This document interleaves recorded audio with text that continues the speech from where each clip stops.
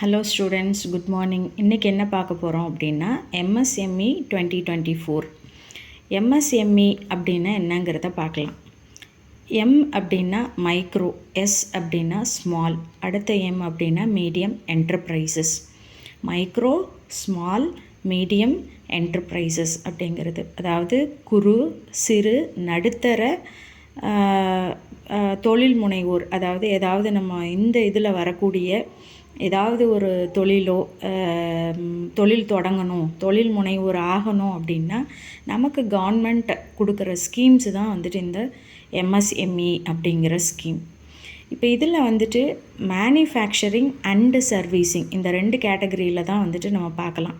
ஒன்று வந்துட்டு ஏதாவது ஒரு ப்ராடக்டை வந்துட்டு உற்பத்தி பண்ணணும் நம்ம, இன்னொன்று வந்துட்டு சர்வீஸ் பண்ணணும். ஸோ மேனுஃபேக்சரிங் சர்வீசஸ் மட்டும்தான் இந்த MSMEக்குள்ளே நம்ம வந்துட்டு அப்ளிகபிள் ஆகும்.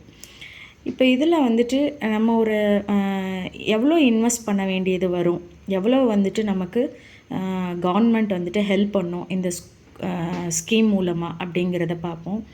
மைக்ரோ அதாவது குறு அப்படின்னு சொன்னோம் இல்லையா, அதில் வந்துட்டு நம்மளோட இன்வெஸ்ட்மெண்ட் ஒரு மெஷினரி வாங்குறதோ இல்லை ஒரு பிளான்ட் மேலே இன்வெஸ்ட் பண்ணுறதோ என்ன அப்படின்னு பார்த்தோன்னா மைக்ரோ லெவலில் அது மைக்ரோ இதுவாக கன்சிடர் பண்ணணும் அப்படின்னா நாட் மோர் தேன் 1 crore வரைக்கும் நீங்கள் இன்வெஸ்ட் பண்ணிக்கலாம். அதோட ஆனுவல் டர்ன் ஓவர் வந்துட்டு 5 கோடிக்கு மேலே இருக்கக்கூடாது.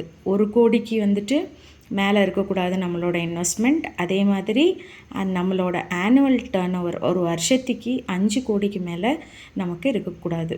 அப்போ இந்த 1 கோடி 5 கோடி, 1 கோடிங்கிறது நம்ம போடுற இன்வெஸ்ட்மெண்ட், 5 கோடிங்கிறது நம்மளோட வருஷத்தோட டர்ன் ஓவர் என்ன அப்படிங்கிறது. அப்போ இது வந்துட்டு மைக்ரோ அப்படிங்கிறதுக்கு கீழே வந்துடும். ஸ்மால் அப்படின்னு பார்த்தோன்னா அதுவே 10 கோடியாக இருக்கும். நம்மளோட இன்வெஸ்ட்மெண்ட் வந்துட்டு 10 கோடிக்கு மேலே இருக்கக்கூடாது. ஆனுவல் டர்ன் ஓவர் வந்துட்டு 50 கோடிக்கு மேலே இருக்கக்கூடாது. அது வந்துட்டு ஸ்மால், சிறு தொழில் அந்த மாதிரி வந்துடும். நடுத்தர தொழில் மீடியம் அப்படின்னா என்ன வரும் அப்படின்னா 50 கோடிக்கு மேலே நம்மளோட இன்வெஸ்ட்மெண்ட் இருக்கக்கூடாது. ஆனுவல் டர்ன் ஓவர் 250 கோடிக்கு மேலே இருக்கக்கூடாது. ஆனுவல் டர்ன் ஓவருங்கிறது நமக்கு வருஷத்துக்கு எவ்வளோ வருது அப்படிங்கிறது இருக்குது. இப்போ இந்த MSME ஸ்கீம் எதுக்காக இருக்குது அப்படின்னு பார்த்தோன்னா ஆண்டர்ப்ரனர்ஷிப், தொழில் முனைவோர் ஆக்கிறதுக்காகவும், எம்ப்ளாய்மெண்ட் வேலைவாய்ப்பு கொடுக்கறதுக்காகவும், லைவ்லிஹுட் ஆப்பர்ச்சுனிட்டிஸ் வாழ்க்கையை வந்துட்டு நல்ல உயிர்ப்போட வாழணுங்கிற வாய்ப்புக்காகவும் நமக்கு கொடுக்கப்படுற ஸ்கீம் தான் வந்துட்டு இந்த MSME ஸ்கீம் அப்படிங்கிறது. இப்போ இந்த ஆக்ட் பார்த்தோன்னா இந்த micro small medium enterprises development act அப்படிங்கிறது 2006 வந்துட்டு இதை நம்மளோட கவர்மெண்ட் வந்துட்டு டெவலப் பண்ணாங்க. இதை நம்ம ரெஜிஸ்டர் பண்ணணும் அப்படின்னா அதுக்கான போர்ட்டல் தான் வந்துட்டு உதயம் ரெஜிஸ்ட்ரேஷன் போர்ட்டல்.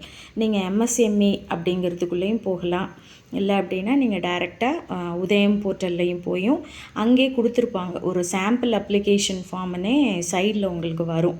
அந்த அப்ளிகேஷன் ஃபார்மை பார்த்தீங்கன்னாலே அதில் ஆதார் கார்டு, என்ன தொழில் பண்ண போகிறீங்க, இந்த மாதிரி டீட்டெயில்ஸ் எல்லாம் கேட்கும். அதுக்கப்புறம் உங்களுக்கு ஒரு ரெஜிஸ்ட்ரேஷன் பெர்மனெண்ட் ரெஜிஸ்ட்ரேஷன் நம்பர் வந்துட்டு உருவாகும். இந்த உதயம் ரெஜிஸ்ட்ரேஷனில் நீங்கள் ரெஜிஸ்டர் பண்ணதுக்கு அப்புறமா உங்களுக்கு அந்த கோடு வருது இல்லையா, அந்த கோடை எடுத்துகிட்டு தான் நீங்கள் போய் பேங்க்கில் வந்துட்டு அப்ரோச் பண்ணணும். அதில் இந்த போர்ட்டல்லே வந்துட்டு ஒரு நல்ல கோட்ஸையும் நான் பார்த்தேன். அது என்ன அப்படின்னா அவர் small hands to make you large, அதாவது உங்களை ஒரு பெரிய தொழில் முனைவோர் ஆக்கிறதுக்காக எங்களோட சிறு கை உதவி அப்படிங்கிற மாதிரி கொடுத்துருக்குறாங்க.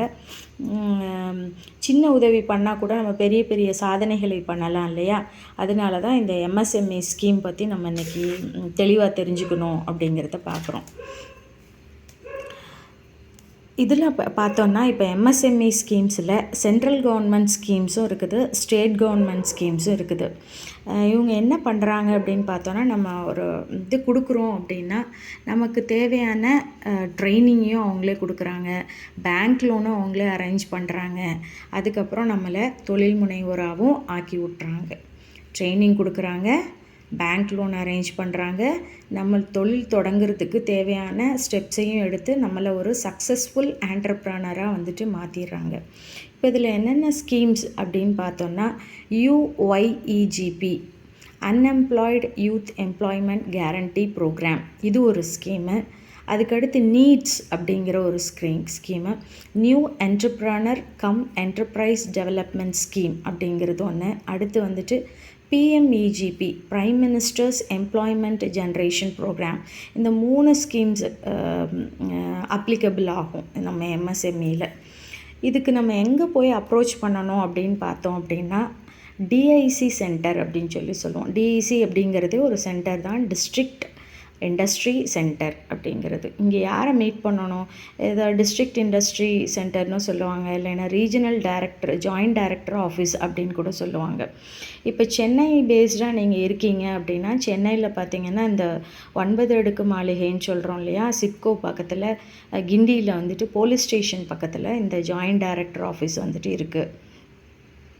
எல்லா டிஸ்ட்ரிக்ட்லையுமே இந்த டிஐசி சென்டர், அதோட ஒரு மாவட்டத்தோட தலைநகர்லையும் நம்ம இந்த டிஐசி சென்டரை வந்துட்டு அணுகலாம். அங்கே உள்ள ஜென்ரல் மேனேஜர், ஜிஎம் சொல்லுவோம் இல்லையா, அப்போ அந்த மாநகரத்தோட தலைநகரில் உங்களுக்கு டிஸ்ட்ரிக்ட் இண்டஸ்ட்ரி சென்டர் அப்படிங்கிறது இருக்கும். அங்கே போய் நீங்கள் ஜென்ரல் மேனேஜரை பார்த்தீங்க அப்படின்னா இதுக்கான என்ன பண்ணலாம் அப்படிங்கிற உங்களுக்கு ஒரு சஜஷன்ஸும் உங்களுக்கான கைடன்ஸும் அங்கே கிடைக்கும். ஸோ இங்கே என்ன நடக்கும் அப்படின்னு பார்த்தோன்னா, பேங்க் லோன்ஸ் வந்துட்டு நமக்கு அரேஞ்ச் பண்ணி தருவாங்க. நம்ம ப்ராஜெக்ட் கொண்டு போகிறோம் இல்லையா, ஒரு இதுதான் என்னோடய ப்ராஜெக்ட், இந்த தொழில் தான் நான் தொடங்கலான் இருக்கிறேன் அப்படின்னு. அப்போ அதோட காஸ்ட்டு பார்ப்பாங்க. ப்ராஜெக்டோட காஸ்ட் எவ்வளவு, ப்ராஜெக்டோட மதிப்பு எவ்வளவு அப்படிங்கிறத பார்த்துட்டு அதுக்கு தகுந்த மாதிரி உங்களுக்கு வந்துட்டு லோன்ஸ் வந்துட்டு பேங்க்கு ப்ரொவைட் பண்ணும். இப்போ நான் இதுக்கு பேங்க் லோன் எடுத்துக்கலாமே, எதனால நான் எம்எஸ்எம்இ போகணும் அப்படின்னு கேட்டிங்க அப்படின்னா, பேங்க் லோன் எடுக்கணும் அப்படின்னா நீங்கள் வந்துட்டு அதுக்கு இன்ட்ரெஸ்ட் கூட இருக்கலாம், மல்டிபிள் செக்யூரிட்டி டாக்குமெண்ட்ஸ் அவங்க தேவைப்படலாம்.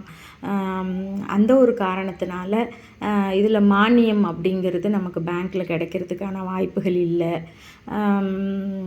முழு தொகையும் நமக்கு கிடைக்குமா? இப்போ நம்ம 1 கோடி போடுறோம் அப்படின்னா நமக்கு 1 கோடியுமே கிடைக்குமா, இல்லை அட்லீஸ்ட் ஒரு 75 லட்சமாவது கிடைக்குமா அப்படின்னு பார்த்தோம்னா அதோட ரிஸ்க்கு வந்துட்டு ஜாஸ்தியாக இருக்குது. அதே மாதிரி அதோட எலிஜிபிலிட்டியும் வந்துட்டு ஜாஸ்தியாக இருக்கும். செக்யூரிட்டி டாக்குமெண்ட்ஸ் வந்துட்டு நீங்கள் 1 கோடி அப்படின்னா நிறையவே கொடுக்க வேண்டிய கட்டாயம் வரும் உங்களுக்கு. ஆனால் இதில் பார்த்தோம், எம்எஸ்எம்இயில் பார்த்தோம் அப்படின்னா 10 லட்சத்துக்கு உங்கள் ப்ராஜெக்ட் இருக்குது அப்படின்னா நீங்கள் 8வது பாஸ் பண்ணாலே போதும். 8வது பாஸ் பண்ணியிருந்தாலே நீங்கள் 10 லட்சம் மதிப்பிலான ஒரு தொழில் தொடங்குவதற்கான எலிஜிபிலிட்டிக்குள்ளே நீங்கள் வந்துடுறீங்க. அவங்க என்ன பார்ப்பாங்க அப்படின்னா, டெக்னிக்கல் அண்ட் எக்கனாமிக்கல் வயபிலிட்டி, அதாவது இது டெக்னிக்கலாக சாத்தியமா, நம்ம கொடுக்குற அந்த காசு வந்துட்டு உங்களுக்கு திரும்ப அதில் லாபம் பார்க்க முடியுமா அப்படிங்கிறத அவங்க செக் பண்ணிட்டு தான் இந்த ப்ராசஸ்க்குள்ளே போவாங்க. இதில் பார்த்தோம் அப்படின்னா, இப்போ நம்ம டிஐசி போகிறோம் இல்லையா, ட்ரக் இண்டஸ்ட்ரி டிஸ்ட்ரிக்ட் இண்டஸ்ட்ரி சென்டருக்குள்ளே போகிறோம் அப்படின்னா அவங்க நமக்கு ஃபஸ்ட்டு நம்ம ப்ராஜெக்ட் காஸ்ட்டு பார்ப்பாங்க, ப்ராஜெக்ட்டு பார்ப்பாங்க, நம்மளோட எலிஜிபிலிட்டி பார்ப்பாங்க. இதையெல்லாம் பார்த்ததுக்கப்புறமா நமக்கு ஒரு ப்ரோக்ராமில் வந்துட்டு என்டர்ப்ரனர்ஷிப் டெவலப்மெண்ட் ப்ரோக்ராம் அப்படிங்கிற மாதிரி ஒரு ப்ரோக்ராமுக்கு நம்மளை அனுப்புவாங்க. அப்போ அங்கே தேவையான நமக்கு இதெல்லாம் சொல்லுவாங்க. ஒரு ஆண்டர்ப்ரனர் ஆகணும் அப்படின்னா எந்த மாதிரி நம்ம குவாலிட்டிஸை வந்துட்டு வளர்த்துக்கணும், ஒரு லாஸ் நடந்தால் நமக்கு மன வலிமை எப்படி இருக்கணும், அதை எப்படி ரெக்கவர் பண்ணி கொண்டு போகணும், எப்படி நம்மளோட தொடங்குகிற தொழிலை வந்துட்டு நல்ல ஒரு சாதிச்சு காமிக்கணும் அப்படிங்கிற மாதிரி நமக்கு இந்த ப்ரோக்ராமில் வந்துட்டு சொல்லி தருவாங்க. இப்போ நம்ம ஃபார் எக்ஸாம்பிள் இப்போ நம்ம தொடங்குகிற தொழில் வந்துட்டு ஒரு குறு தொழில்னு வச்சுக்கோமே, மைக்ரோ லெவல்னு வச்சுக்கோமே. என்ன பார்த்தோம், ஒரு கோடிக்கு வந்துட்டு அது மேலே வரக்கூடாது அந்த தொழிலோட மதிப்பு அப்படிங்கிறது பார்த்தோம். அப்போ நம்ம எவ்வளோ கையில் இருந்து போடணும் அப்படின்னா நம்ம கேட்டகரி வைஸ் பார்த்துடலாம். இப்போ நம்ம ஜென்ரல் கேட்டகரி கீழே வர்றோம் அப்படின்னா 1 கோடி, மைக்ரோ லெவல் 1 கோடிக்கு ஒரு தொழில் ஆரம்பிக்க போகிறோம் அப்படின்னா நம்ம ஜென்ரல் கேட்டகரியாக இருக்கிற பட்சத்தில் 10 லட்சம் நம்ம கையிலேருந்து கொடுத்தா போதும். மீத 90 லட்சம் அங்கேருந்து வந்துடும், எம்எஸ்எம்இலேருந்து வந்துடும், ஸ்கீம்லேருந்து வந்துடும். இது அவங்க ஒரு விமனாவோ ஒரு பெண்ணாவோ எஸ்சி/எஸ்டியை சார்ந்தவங்களாவோ இருந்தாங்க அப்படின்னா அதுக்கு வந்துட்டு என்ன வரும் அப்படின்னா 1 கோடி மைக்ரோ லெவல் தொழிலுக்கு வந்துட்டு 5 லட்சம் இருந்தால் மட்டும் போதும். அப்போ 5 லட்சம் வந்துட்டு நம்ம கையிலேருந்து போடுவோம். 25% மானிய தொகையே வந்துடும், 75% லோனாகவே வந்துடும். இதுதான் வந்துட்டு இந்த ஸ்கீமோட பெனிஃபிட் அப்படிங்கிறத பார்ப்போம். நம்ம ஏற்கனவே பார்த்துட்டோம் இல்லையா, பேங்க் லோன் போடுறோம் அப்படின்னா இன்ட்ரெஸ்ட் ரேட்ஸாக இருக்கும், மல்டிபிள் செக்யூரிட்டி டாக்குமெண்ட்ஸ் தேவைப்படும். இதுதான் நீங்கள் இப்போ ஸ்டார்ட் அப் டிஎன் அப்படிங்கிறது ஒரு ஐடியாவை வச்சே வந்துட்டு உங்களுக்கு ஒரு ஐடியா மட்டும் உங்களுக்கு இருந்தால் போதும். காசு கையில் இல்லைன்னா கூட நீங்கள் ஒரு தொழில் முனைவராக ஆகலாம். அதுக்கான ஸ்கீம் தான் வந்துட்டு ஸ்டார்ட் அப் டிஎன் அப்படின்னு. இதோட ஆஃபீஸும் வந்துட்டு சென்னையிலே இருக்குது. இல்லை நம்ம ஒரு பெரிய குக்கிராமத்துலேருந்து வர்றோம், ஒரு சின்ன லெவலில் இன்னும் டெவலப் ஆகாத ஒரு இடத்துலேருந்து வர்றோம் அப்படின்னா நம்ம இந்த ஸ்கீம்குள்ளே கூட போகலாம். RSET, rural self employment training and loan. ட்ரைனிங்கும் கொடுப்பாங்க, காசும் கொடுப்பாங்க, உங்களை வந்துட்டு தொழில் முனைவோராகவும் ஆக்கி விட்ருவாங்க. இதனால தான் இந்த ஸ்கீம் எல்லாம் நம்ம வந்துட்டு யூட்டிலைஸ் பண்ணணும், உபயோகிச்சுக்கணும், பயன்படுத்திக்கணும் அப்படின்னு சொல்கிறோம். இதோட கேபிட்டல் கான்ட்ரிபியூஷன் எல்லாம் பார்த்தோன்னா 5% கீழே இருக்கும். நம்ம கையிலேருந்து போடுற தொகை வந்துட்டு 5%க்கு குறைவாக கூட இருக்கலாம். இந்த ஸ்கீமில் எல்லாத்துலேயுமே இந்த தொழில் முனைவோருக்கான ஏஜ் கேட்டகரி, எவ்வளவு ஏஜில் உள்ளவங்க இதை பயன்படுத்திக்கலாம் அப்படின்னா 18 வயசுலேருந்து 45 வயசுக்குள்ளே உள்ளவங்க வரைக்கும் பயன்படுத்திக்கலாம். இதோட கால அவகாசம், அதாவது நமக்கு லோனுன்னு ஒன்று கொடுக்குறாங்க இல்லையா, அது எவ்வளோ நாளில் நம்ம கட்டி முடிக்கணும், எவ்வளவு இன்ட்ரெஸ்ட் வரும் அப்படின்னு பார்த்தோன்னா 7 வருஷத்துலேருந்து 5 வருஷத்துக்குள்ளே இருக்கலாம். அதாவது அதில் ஒரு ஹாலிடே பீரியட் அப்படிங்கிறது ஒன்று சொல்லுவாங்க. ஹாலிடே பீரியட் அப்படிங்கிறது என்ன அப்படின்னா, இப்போ நான் பேங்க்கில் எஜுகேஷன் லோனே எடுத்துக்கிறேன்னு வச்சுக்கோங்களேன். எஜுகேஷன் முடிச்சதுக்கப்புறம் தானே கட்டணும். அப்போ நான் ஒரு ப்ரொஃபஷனல் கோர்ஸ் படிக்கிறேன், 4 வருஷம் 5 வருஷம் ஆகுது அப்படின்னா, நான் அந்த படிக்கிற காலகட்டத்தில் வந்துட்டு அந்த லோனை வந்துட்டு திருப்பி அடைக்கணுங்கிற அவசியம் கிடையாது. அந்த பீரியடுக்கு பேர் தான் வந்துட்டு ஹாலிடே பீரியட். என்ன மாதிரி பிஸ்னஸ் எல்லாம் இதில், என்ன மாதிரி தொழில்கள்லாம் இதில் வந்துட்டு இந்த ஸ்கீமை வந்துட்டு யூஸ் பண்ணிக்கலாம் அப்படின்னா, நம்ம முன்னாடியே சொன்ன மாதிரி உற்பத்தி பண்ணுறது, இதை ஏதாவது சர்வீஸ் பண்ணுறது, இது ரெண்டுமே வந்துட்டு நம்ம பயன்படுத்திக்கலாம். பட் இதில் வந்துட்டு ட்ரேடிங் அப்படிங்கிறது கூடாது. நீங்கள் டீ கடை கூட வச்சுக்கலாம், ஆனால் ஒரு சூப்பர் மார்க்கெட்டோ பெட்ரோல் பங்கோ வாங்கி விற்கிறதுக்கான தொழில் எதுவும் உங்களால் பண்ண முடியாது. ஏன்னா நம்ம வாங்கி நமக்கான லாபத்தை வச்சு விற்கிறோம் அப்படின்னா அது ட்ரேடிங், வியாபார நோக்கத்தோடு பண்ணுறோம், அது ஒரு வியாபாரம்.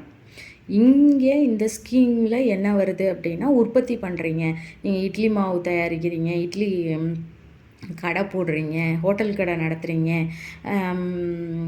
ஏன் அப்படின்னா அங்கே வந்துட்டு உற்பத்தி நடக்குது அப்படிங்கிறதுனால அதெல்லாம் இந்த ஸ்கீம்குள்ளே வரணும். இன்னும் இதுக்கான தகவல்கள் எல்லாம் நீங்கள் எங்கே போய் தெரிஞ்சுக்கலாம் அப்படின்னா, msme.tn.gov.in இந்த வெப்சைட்டில் போனீங்கன்னா உங்களுக்கு வந்துட்டு ரெஜிஸ்ட்ரேஷன் எப்படி பண்ணலாம், உதயம் ரெஜிஸ்ட்ரேஷன் போர்ட்டல் போனீங்கன்னாலும் இதை பண்ணலாம். கோடு வந்துட்டு நம்மளோட இண்டஸ்ட்ரிக்கு வந்துட்டு ஜென்ரேட் பண்ணணும். இதுதான் முக்கியமான இது. கோடை நம்ம இண்டஸ்ட்ரிக்கான கோடை ஜென்ரேட் பண்ணிட்டோம் அப்படின்னாலே நம்ம வந்துட்டு ஒரு 5% தொழில் முனைவோராக ரெஜிஸ்டர் பண்ணிட்டோம் அப்படிங்கிறது அர்த்தம்.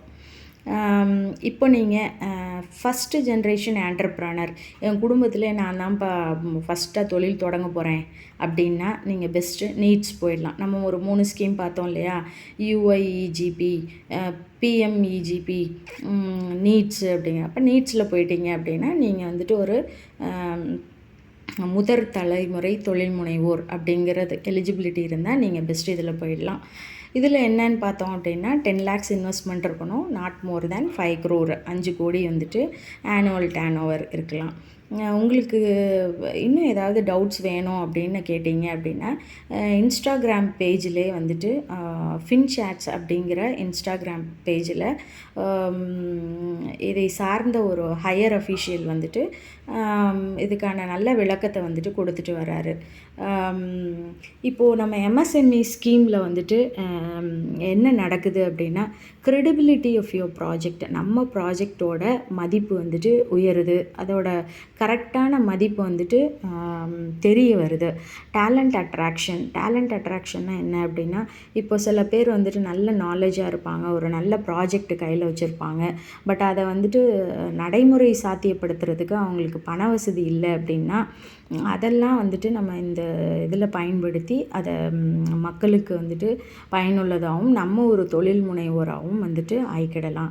ஐடென்டிட்டி எஸ்டாப்ளிஷ்மெண்ட், எதனால நான் போய் எம்எஸ்எம்இயில் ரெஜிஸ்டர் பண்ணணும், எதனால எனக்கு இண்டஸ்ட்ரி கோடு வந்துட்டு ஜெனரேட் ஆகணும், ஏன் நான் உதயம் போர்ட்டலில் ரெஜிஸ்டர் பண்ணணும், நானாகவே வந்துட்டு தொழில் தொடங்கிக்கலாமே அப்படின்னா கூட உங்களுக்கு ஒரு ஐடென்டிட்டிங்கிறது உருவாகணும் அப்படின்னா, நீங்கள் இந்த கோடை ஜென்ரேட் பண்ணுறதோ இல்லை எம்எஸ்எம்இ ஸ்கீமில் அப்ரோச் பண்ணுறதோ, எம்எஸ்எம்இயில் உள்ள பல வகையான central government schemes, state government schemes, இதெல்லாம் வந்துட்டு நீங்கள் போகணும்.